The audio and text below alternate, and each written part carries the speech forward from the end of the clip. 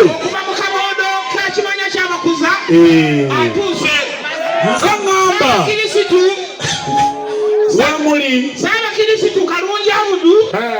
wali owanda kopokopo newali ko n'omudiakoni Sewaato Julius era yakoze ku nsonga z'okugatta abaagalana singa tuzuulayo abeekwanya Sewaato yagenda obbagatta kikwera wano mubaano nga muli bafumba batukuvu omugasi wuuno era basaba ne bannyabo tubategeeza ennaku z'omwezi nga 28 buli agenda okubeera nabweru ku nabwe taka omukono bwoti mu bbango ng'omutaka Sewaato ennaku z'omwezi 28 mwenna mugamba nabweru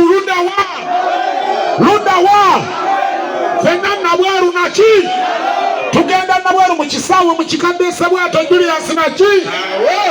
kikadde experience tugenda gikuba tujanaamirize ate nga ennaku z'omwezi 5 omwezi ogw'omusanvu awo yasibye n'agamba nti ku sikwadi agenda okugenda e Londoni abeerenyanya kababeeko naki wanika omuti gwa Joseph Wot ogambe nti nakikoze weewaawo jeguzirinki weewaawo kyakabinyo kakati Mbaziratone tugisumulule mutabani Mbaziratone tugisumulule kakano endongo eno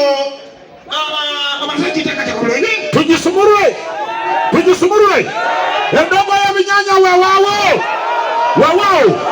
kati tusooke tukole bwe tuti sokomugire bwe kati manyi mumaba kunnyonnyola mu oluusi